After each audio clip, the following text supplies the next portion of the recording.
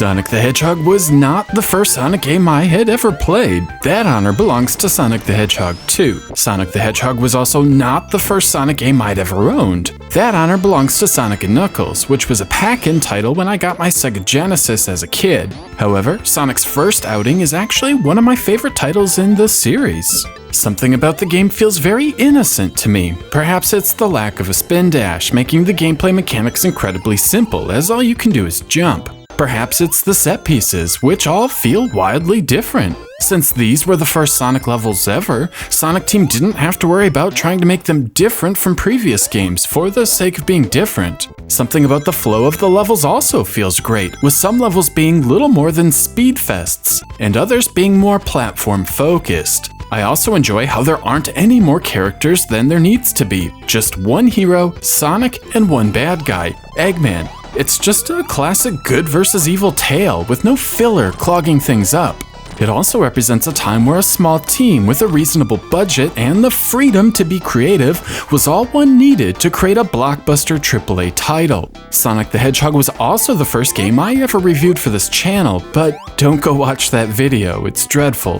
Back on topic, what I'm trying to say is Sonic the Hedgehog still feels as fresh today as it did back in 1991 and 2011. The graphics are bright, colorful, and crisp, and check all the right nostalgia boxes. The technical aspects are solid as well, and the frame rate does a good job staying around a silky smooth 60 frames per second most of the time. Even better are the controls. Sonic takes a few moments to get up to speed, making tight platforming relatively easy rather than slippery. But once he reaches maximum velocity, Sonic the Hedgehog moves as fast as any game from this generation. In fact, the sheer speed is what made the game so damn cool, making the Mario games look a bit square by comparison. And of course, the music is just outstanding.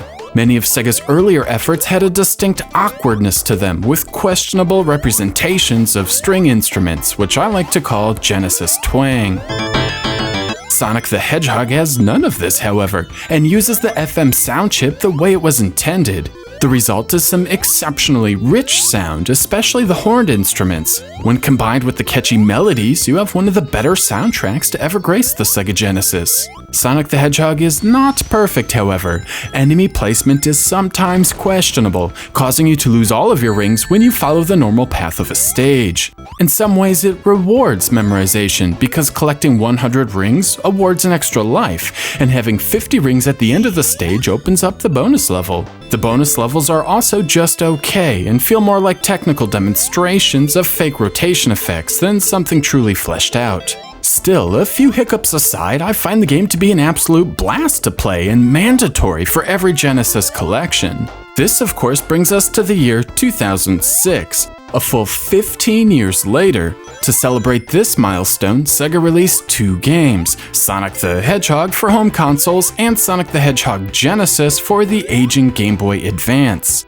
Sonic the Hedgehog on the Game Boy Advance seems like a no-brainer on the surface. The Game Boy Advance is far more portable than the Sega Nomad, with better battery life to boot, and the Game Boy Advance exceeds the hardware capabilities of the Sega Genesis in every way. However, upon firing it up, a few noticeable deficiencies are immediately apparent. First, the sound is off. Now, the sound hardware in the Game Boy Advance is completely different than the Genesis, most notably lacking any sort of FM chip that had long since fallen out of flavor in game consoles, but this alone shouldn't account for the lack of quality here. After all, the Sonic Advance trilogy all sound pretty amazing. While I can deal with the clumsy remix tunes, what I can't understand is how the sound effects get cut off or just don't play at all. It's jarring at times and drags the experience down. Next, the graphics have some issues. The appalling frame rate is inexcusable. The game feels like a slideshow at times, and it's absolutely baffling to me Sega released the game in this half-finished, unoptimized state. It isn't even the frame rate being low that's the problem, it's how completely sporadic and random it is. At nearly all times, the frame rate is fluctuating and it absolutely wrecks any sense of flow Sonic the Hedgehog has. I'm not sure if this video does any justice to how jittery the entire game feels, but on both the DS and the Game Boy player, the game has some of the strangest frame rate issues I've ever experienced in a video game ever, and it's unbelievably distracting. It's so bad the game takes twice as long to play because everything is moving at half speed. Sonic the Hedgehog is about speed and flow, and the experience is completely ruined in this anniversary port. But of course, as this was 2006 and Sega was intent at failing at being a third-party developer, the pain and misery doesn't stop there. The gameplay, for a lack of a better term, is broken. All of that smooth momentum from the original is just gone. Sometimes Sonic will accelerate after destroying an enemy for no real reason whatsoever.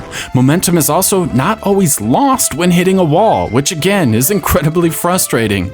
In fact, while playing the game, you never really know what Sonic is going to do, so you play through the levels very cautiously. And this isn't a Mario game. The levels weren't made to be played this way, and it becomes painfully obvious in this Game Boy Advance port. Not only is the momentum completely ruined, the programming is just plain sloppy. The hit detection is a joke, causing plenty of accidental ring losses for no apparent reason. Even landing in fire doesn't always harm Sonic, the game just feels lousy. The frame rate issues, control issues, and sloppy programming all come to a screeching halt in Labyrinth Zone Act 3. The final stretch of this level is probably the most challenging section in the entire game. In fact, as a kid, I would struggle to get past this as it requires a perfect understanding of Sonic's jumping limitations while underwater. This of course changes everything, and you have to complete it damn near perfectly as Sonic can drown. Nowadays, I can usually breeze through this without taking a hit, however,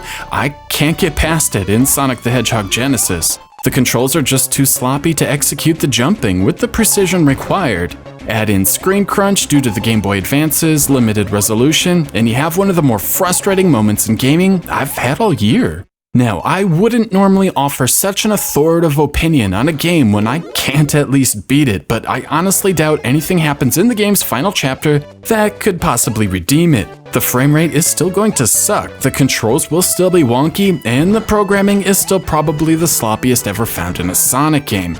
In fact, it's playing games like Sonic the Hedgehog Genesis that sort of put other games into perspective. Sure, Sonic Chaos on the Game Gear isn't a strong title by any stretch, but the game at least functions as a game. Sonic the Hedgehog Genesis did not have to be this way, as a faithful fan port shows the game could have had amazing graphics, accurate gameplay, and faithful sound. What a shame.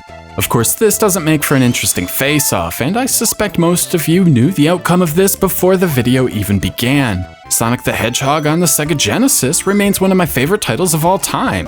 The game has aged exceptionally well, and though I can see the game isn't perfect, the game still brings me plenty of enjoyment, and makes it a great title to revisit a few times a year. Sonic the Hedgehog Genesis on the Game Boy Advance just doesn't. Sure, it adds the spin dash and features a save feature that probably should have been available in the original, but it really doesn't matter. The game is a train wreck of epic proportions, and Sega should be ashamed for releasing it in the first place. Without a doubt, the Genesis version is the winner.